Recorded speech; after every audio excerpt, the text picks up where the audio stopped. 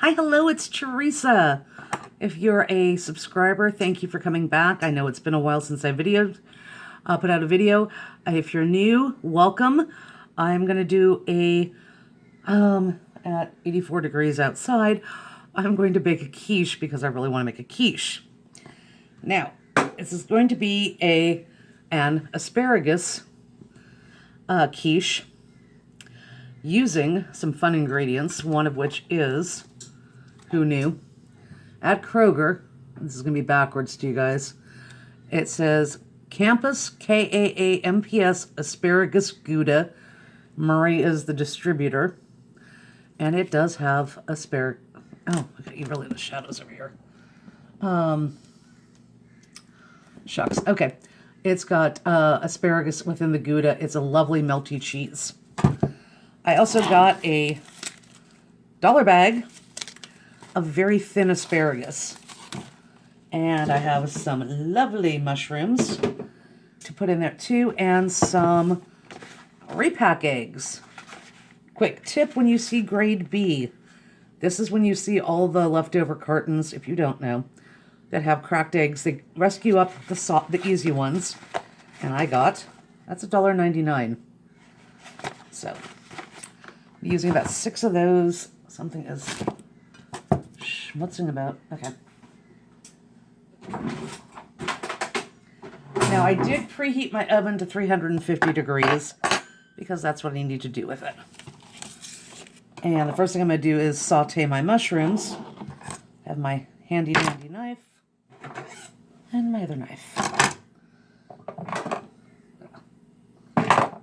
So, we're going to chop some mushrooms. I'm going to try and tip this and not knock my phone over. Nobody breathe. Okay. What I'm going to do is chop real quick. I'm going to pause, come back, and show you the end result.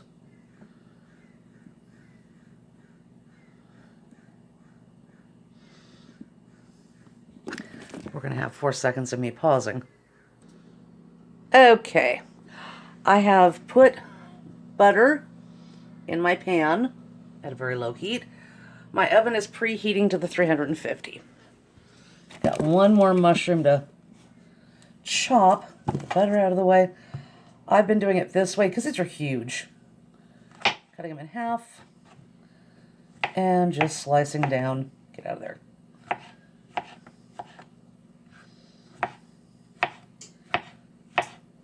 We know they're going to melt down. I did about 4 or 5 of the big mushrooms because I didn't want a lot. And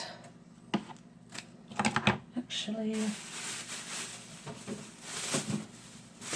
they're going to go on my salad to join dinner. Kind of learned how to make crustless quiches a while ago. And sort of an everything quiche recipe. And I enjoy it because it gives you a chance to do what you want when you want it. Okay. Seriously, you're good. Get out of there.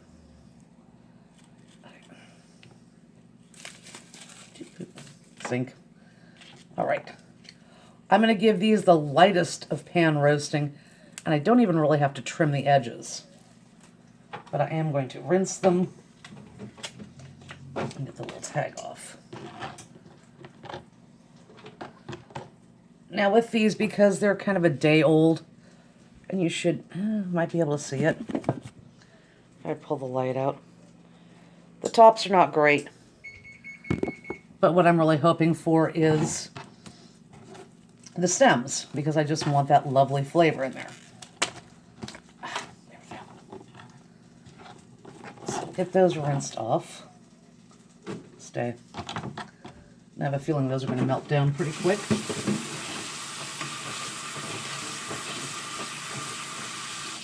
Okay. Now my oven beeped on, but my oven is persnickety, so your results may vary in your oven temperature up to ready. Right now, I'm going to... Ooh, pretty good. Add in the mushrooms. And let them saute down.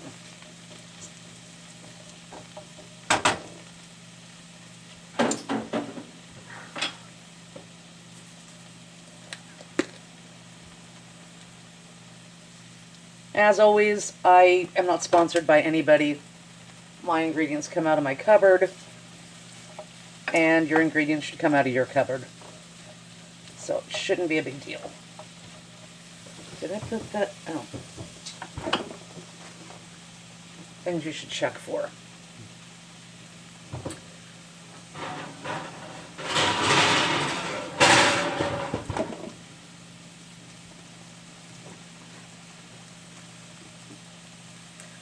I left 2 pans sitting on each other in the stove, in the oven. Okay. So we're gonna get the asparagus chopped. I'll be right back. Again. Okay.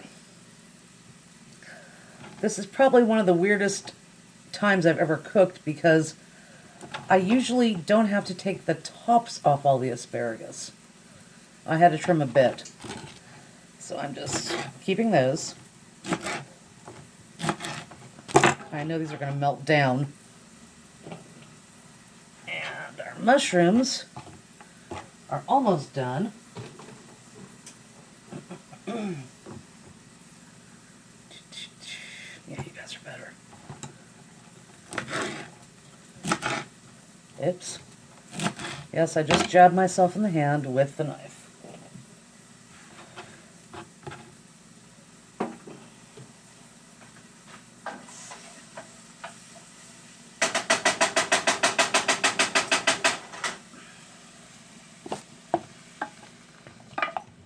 We're going to get the mushrooms out.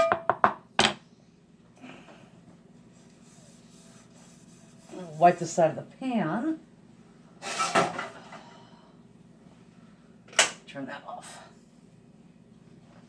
Get that over my shoulder so we got some lovely steamy mushroom.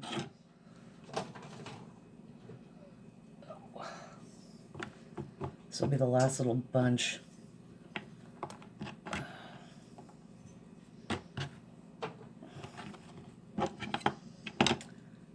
So except for some really bad tops, I didn't lose too much of the asparagus. There were some pieces that were like, yeah, no, it's not going to work. And I have filled up this whole pan. Now we're going to use our skillet.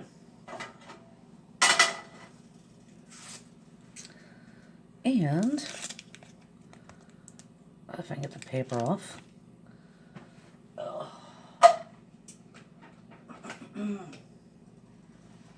Get that going. We're going to saute those in there. We'll give that a chance to melt.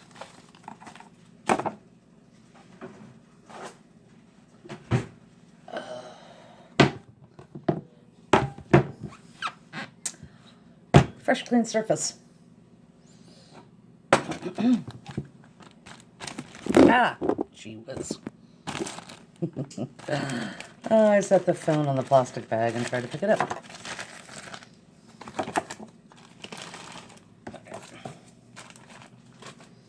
I'm going to grate up our asparagus Gouda. Now, I have never tried this before, but Gouda is a wonderful melty cheese. And I'm hoping it will do. Oh, I wish you guys could smell this. Oh, I wish you guys could smell this. Yeah, that's pretty. Now we have to peel the rind off.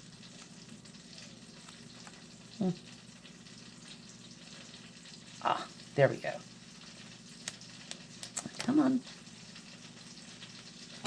Stubborn.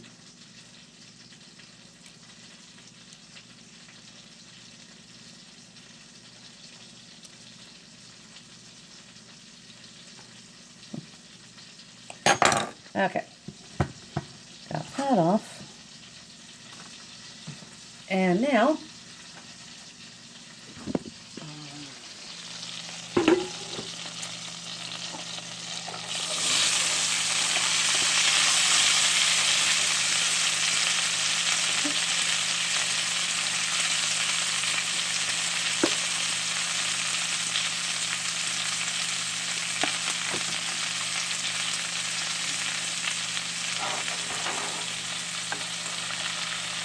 Now I'm going to be cooking the quiche, I should mention, 350 degrees,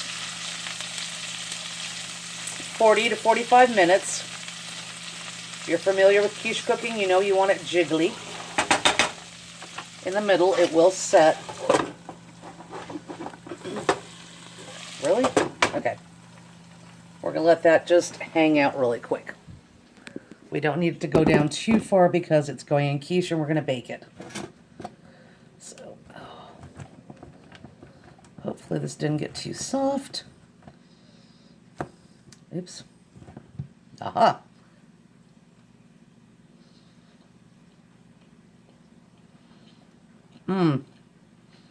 It's got that nice Gouda softness. A nice tang of salt. You can taste the asparagus. It is not overwhelming. It's not unpleasant. It's just there. So that's a good one to keep in mind. Now, with this recipe, it's usually about a cup or so, or a clump of cheese, 6 eggs, and about a cup and a half of veggies. And that's kind of how I make it. Sometimes I have to add a couple extra eggs. But it's worth it in the end to do so, because then you have that richness. And it's kind of a forgiving recipe. You can do whatever you want with it. I'm going to pause you guys though.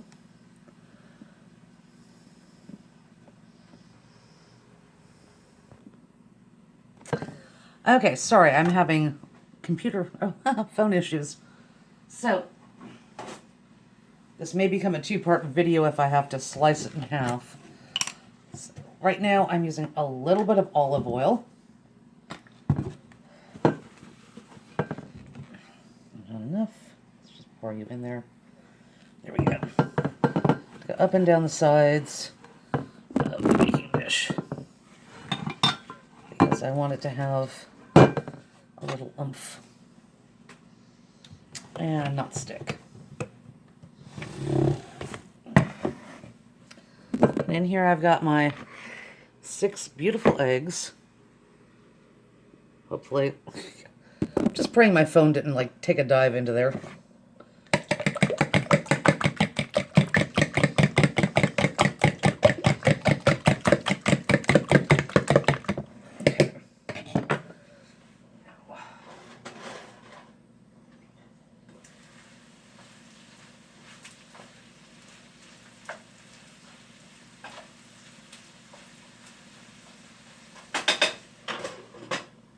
Probably should have cooked these sooner, the asparagus, because I do have to let them cool off before we put it into the pan. So what I'm going to do is start filming over, come back for part 2 when I add the cooled down mushrooms, the cheese, to the egg mixture and throw it in the oven, because I don't think I can film longer than 15 minutes right now on YouTube. So hang out for part 2 when I actually get this put together and show you how it turns out.